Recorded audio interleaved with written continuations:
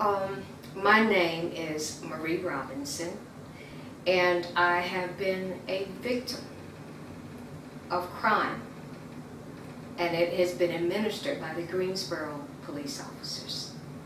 I am saddened and shocked that something like this that has happened to me personally, that I can speak from my own rim and that I can testify to my story.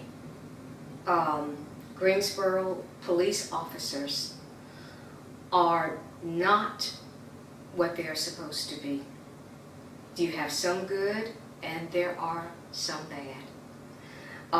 On the afternoon of April the 4th of this current year, 2013, Mr. Fields and I, my fiance, we had just gotten back to his house.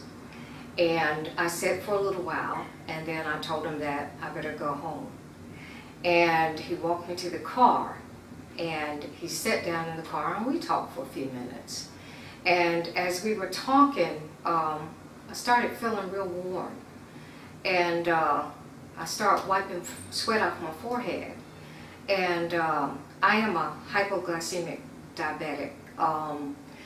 For some reason, my blood sugar tends to drop low and they can't control it, and I'm on disability for it. And he's been with me for years, so he noticed that I was sweating profusely, and that's one of the signs.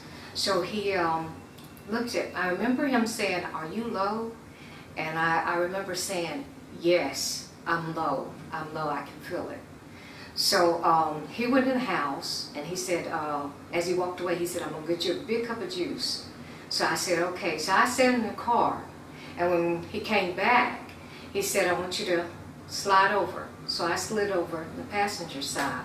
He sat in the driver's side, and he said, I'm gonna fix you up. He said, "because I don't want you driving or being out like this." So he gave me juice, and then he reached in my pocket. And he always keeps these bottles of instant glucose, instant sugar. He gave me a big cup of juice, and he gave me 2 of those. And I was finishing the last glucose bottle, and all of a sudden I remember someone saying, "Don't move." And I looked up, and it was 2 Greensboro police officers. And Mr. Fields, you know, we were sitting at his house, in my car, in his driveway, and all we were doing was he was administering me, he was helping me. So Mr. Fields was kind of confused. He was like, "What's going on?" And he said, what did we do something wrong?" And the tone immediately struck me as very, very, very harsh, because the police officer said, "Shut up." He said, "We'll ask the questions." And Mr. Fields said, "Well, we haven't done anything wrong." He said, "I'm just giving the juice." And he was trying to be informative, let them know what was going on.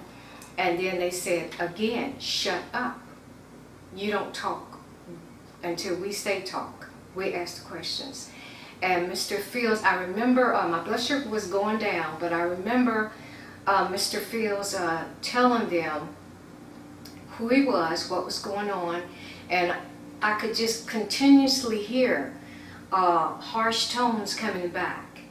And it wasn't making sense to me, because I said, here's a man that's trying to explain to them what's going on. He knows there's police officers, so he's being obedient. You know, he's trying to keep in the frame of the law. He don't want to upset them. But yet and still they were coming off like he had did something. And they just kept, I remember that they were, all I remember, because my sugar was low. Then at that point my sugar had gone low, and they were hollering at him. They were screaming at him. I remember all of a sudden I heard him screaming in pain. I heard him screaming out, "That's my arm." Mr. Fields was shot in Honduras, and he has a pin in his arm. And I remember him saying, "That's my pin. I got a pin right there, that's all." And I remember them saying, so you gonna move your arm and we didn't tell you to?" And then I remember him hollering in pain, because I think when he said that, they intentionally just pushed his arm back like that to teach him a lesson, seemed like to me, because he screamed out in pain still. So I got up out of the car, and I I was trying to walk to the side of the car to tell him to just be quiet, but I didn't. I only got to the car door. And when I got to the car door, the other officer ran to me, and he said, "Sit down." And I said, "Yes, sir, yes, sir." I was stumbling, you know, and I said, "My sugar is low, I'm a diabetic." And he says, "I don't care if you're diabetic." He says, "I don't care." He said, "I don't see a sign on you that says diabetic, and I don't care." He says, I said, "Get in the car." And I said, "Yes, sir, yes, sir." And at that point, I started hollering and crying because I said, "I don't know what's going on." I said, "I don't know what's going on." I said, "But my sugar is low." I said, "What is going on?" Because I was, you know, like confused. And then they said, "Get in the car." So I said, "Yes, yes." So I started to walk to the car, but the officer, cadet, didn't give me a chance. All of a sudden, he just grabbed me and he slung me into the car and he said, I said, "Move it." And then I started crying. I said, "Okay, okay." And then he picked me up by my head and slammed my head and slammed me into the car. It was like he was saying, "I'm going to put you in there myself." So when he pushed my head into the car, I started crying. And I said, "My sugar is low." And I said, "I'm trying to get myself together." And so he said, "What's his name?" He said, "If you're not a prostitute," he said, "if you're a prostitute, you're not going to be able to tell me his name." He said, "What's his name?" And I said, "His name is James Fields." And he said, "Who is he?" And I said, "He's my fiance." And he said, "What are you doing here?" I told him. I said, "I'm visiting." Then he said, "How often do you come here?"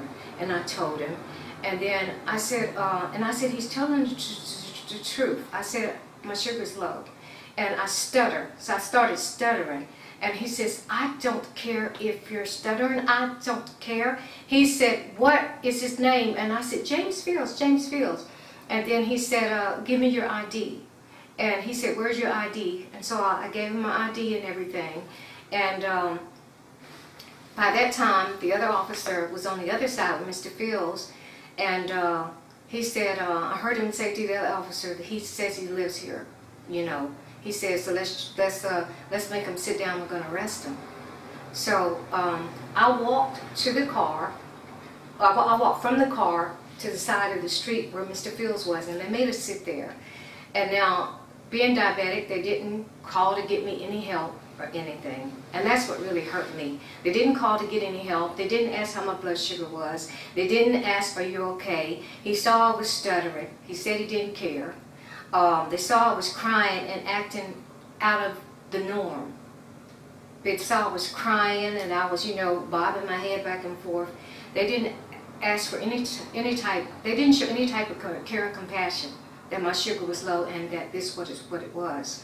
So when we sat down on the sidewalk and he says, "We're going to call," he said, "I'm going to call my supervisor and let him talk to you."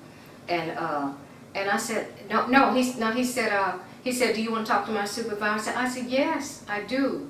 So we waited there for at least about an hour. I was sitting like this, you know, Mr. Fields was sitting beside me. And then when the supervisor came, they said, "We're going to arrest you." I was hoping that they would tell me, "I'm sorry, we see now that you were diabetic and that he was only trying to help you and we were wrong and we apologize," and shook her hand. That's what I was hoping for, but instead, they totally went the other opposite direction and kept going. They arrested us. They put charges on us. They made us sit for an hour in a holding cell till they wrote the papers up. All because what? I'm diabetic and my blood sugar went low. And my fiance helped me. This is wrong. And not only are they going to come and step toward me, there are other people in the community. It doesn't matter who you are or what you are doing. If they come toward you, you are subject to be harassed and you are subject to be abused. And I want other people to know, I want the world to know about this that's going on, because it has devastated me and hurt my heart tremendously. I want people, when they see Greensboro police officers come, I want them to know that it's not going to be a safe situation in some circumstances. Depending on the police officers that come, they could be in a lot of danger. I don't want anyone else to suffer under the hands of Greensboro police officers like we have suffered.